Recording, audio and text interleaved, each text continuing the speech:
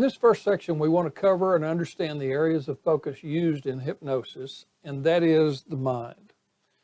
You've probably heard several references to the mind in your experiences in life, but today I want to give you some definite understanding of what is meant when the hypnotist or hypnotherapist talks about the different parts of the mind. It would be beneficial at this time to point out that the successful application of hypnosis is not something new or even new age, as some may claim. You may find it interesting to know that the recorded use of hypnosis dates back to the ancient Egyptians as early as 1550 BC. Before the invention of anesthesia and as far back as 1834, the British surgeon John Ellison reported performing painless surgical operations using hypnosis. James Esdale, a Scottish surgeon, is recorded to have performed over 2,000 minor and 345 major operations using hypnosis during the 1840s and 1850s.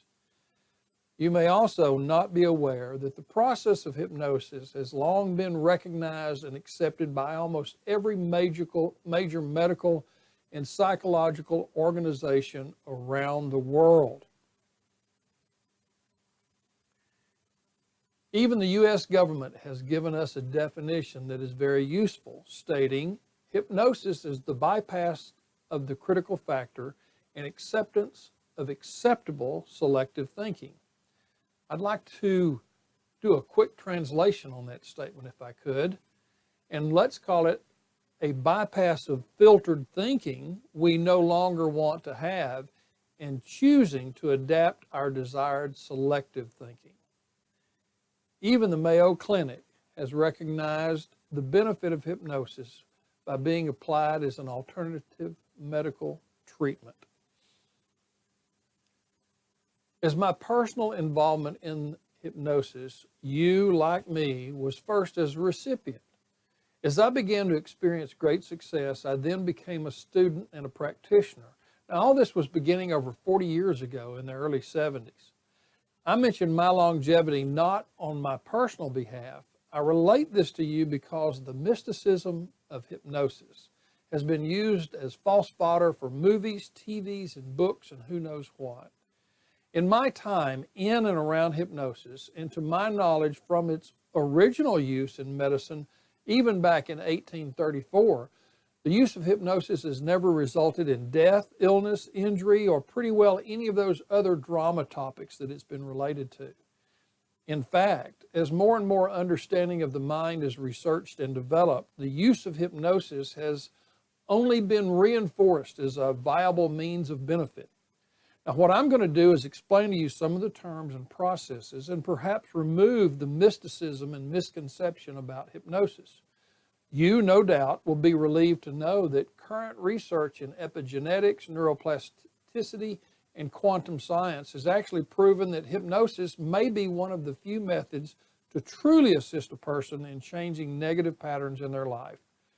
Hypnosis has been proven beneficial in almost every area of life, not just the usual stop smoking and weight, but also in areas that haven't even been considered by many people.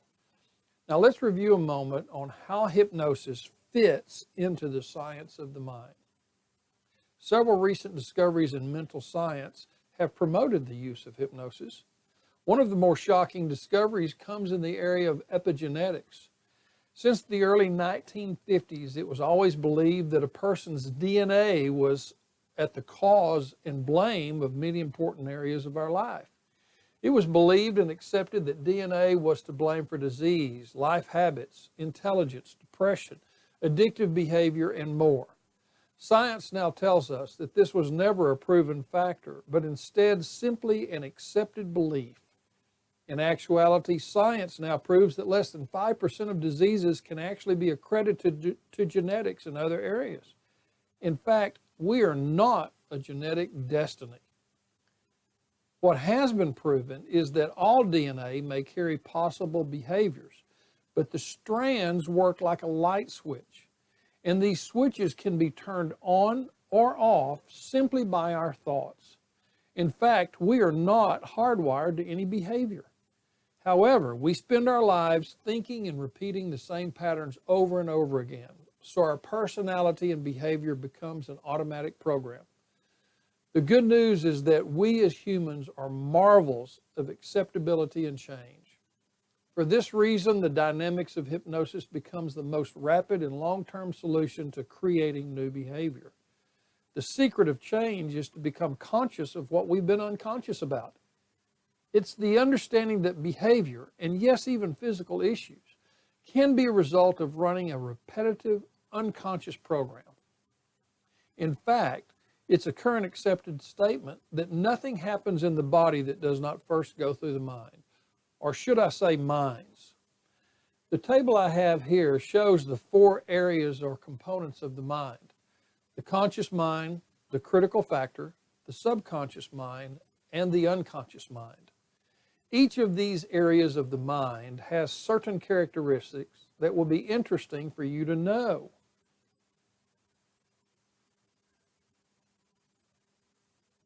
Each level of mind also has a frequency or electrical vibration that is measurable. Depending on the frequency of this vibration, it tells us what part of the body is in control, or what part of the mind, rather, is in control of the body. You also want to know that each level of the mind has a protective function.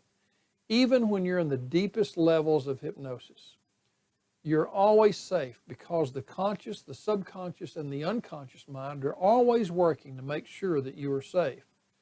So let me go over this bit by bit. I'm going to start with the unconscious mind.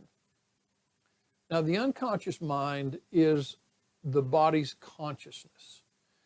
It's what medical people will call the autonomic nervous system. When you're born, you come in with instincts, and it's an inner knowing of how to operate your body. The unconscious mind is responsible for your respiration, your heartbeat, and all the things that you don't have to think about. In the beginning, however, this part of the mind is still growing and developing. A baby may become aware of its hands and its feet, but the control of these limbs are not yet in place. So as we develop, so does not only the unconscious ability to move our limbs and function, but also the way we develop feelings. Feelings are the actual physical sensation or parts of emotions and thoughts. It's that part that generates how emotions feel. For example, if you feel happy, there's a certain physical sensation that goes with happiness and joy. If you're feeling sad or angry, then the body feels a certain way. Because the unconscious mind generates the physical attributes of emotions, we call these feelings. Now, the unconscious mind protects us by generating autobodies for infection, using our reflexes to protect ourselves if something goes on, and it even produces protein peptides to send to our muscles in case we have to do a fight or flight. Now, one of the characteristics about the unconscious mind is that once it's learned these autonomic functions, it's very limited and hard to change. Now, it can change, but it's very difficult to do so. But through hypnosis, we are able to affect the parts of the unconscious mind that allows you to make change, thereby having a change not only on your emotions, but on your feelings also. Now, the subconscious mind is really who you are. It's all your habits and your behaviors and your beliefs. And it really is an exceptional part of you. Now, let me go through this step by step also. The subconscious mind is that mostly it starts out in what we call empty or tabula rasa. That's what scientists or psychologists call a blank slate. And as you go through life and you develop experiences, then these build up into a database. As experiences in life continue, they can coagulate into beliefs and habits. You develop a certain consistent way of behaving, a certain set of circumstances that deals with people, and your personality is developed. Once that happens, it too resists change, but that's both good news and bad news. The good news is you'll have a consistent way of acting, particularly your personality. The bad news is that once you want to start making change, it's very difficult to change unless you have a protracted experience over time or you use hypnosis, because hypnosis can have an immediate effect on the subconscious mind. The subconscious mind is also the area that generates the emotions. Now, the emotion is a decision. Once an emotion is decided, the information goes to the unconscious mind for it to generate the feelings in the body.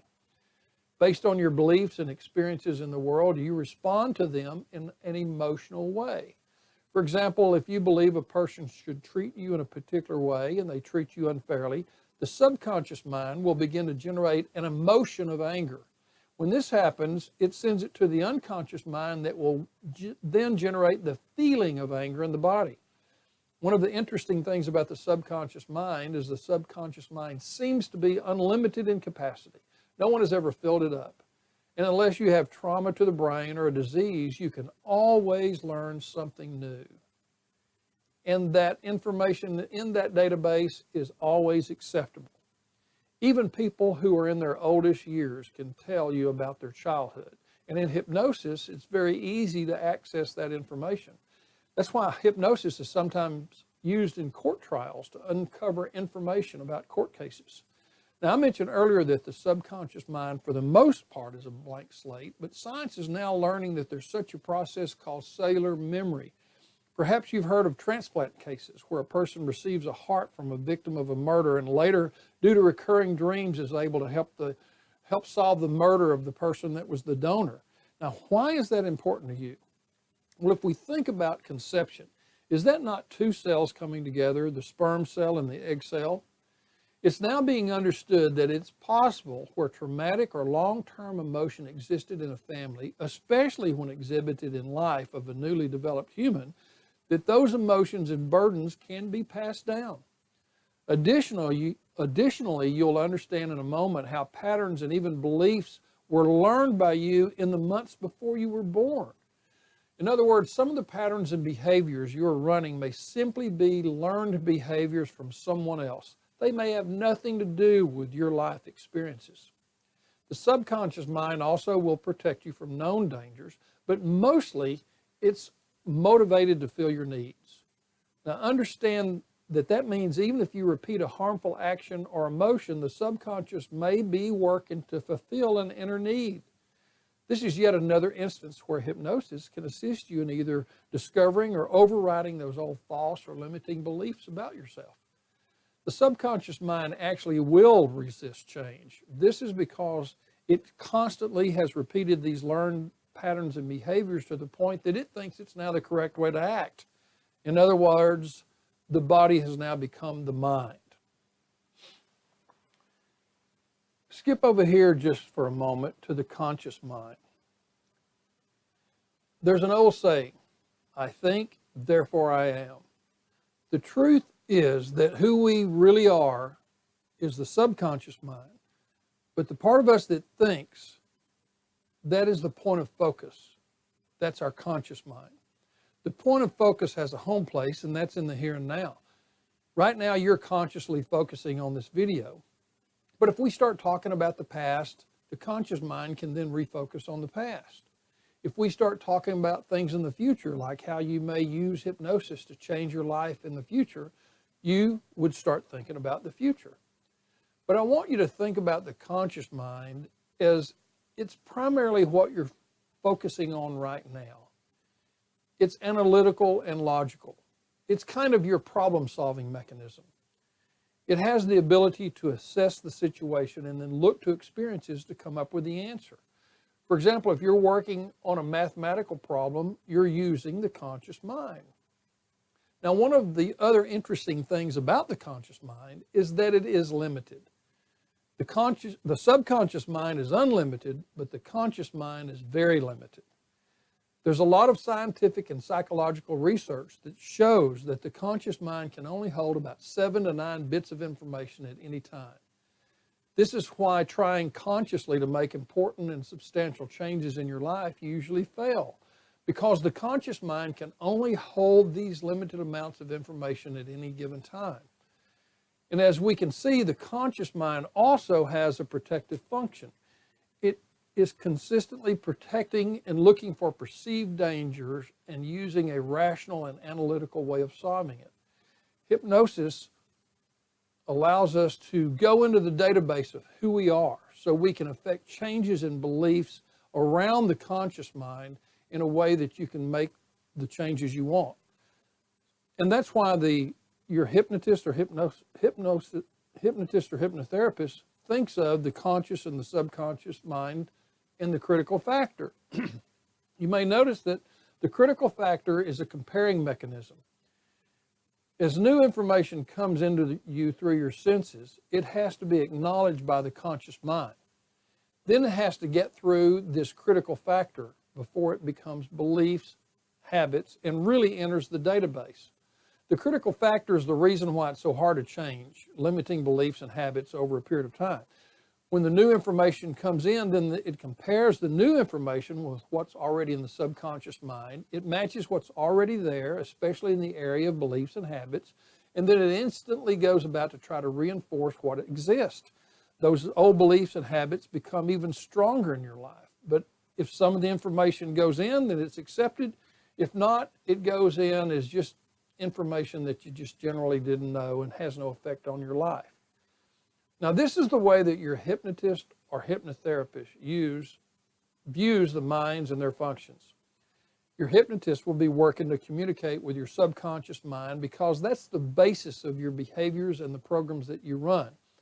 Now, to understand how these programs got developed and why it is so important to work with the subconscious mind, let's go now to the second section.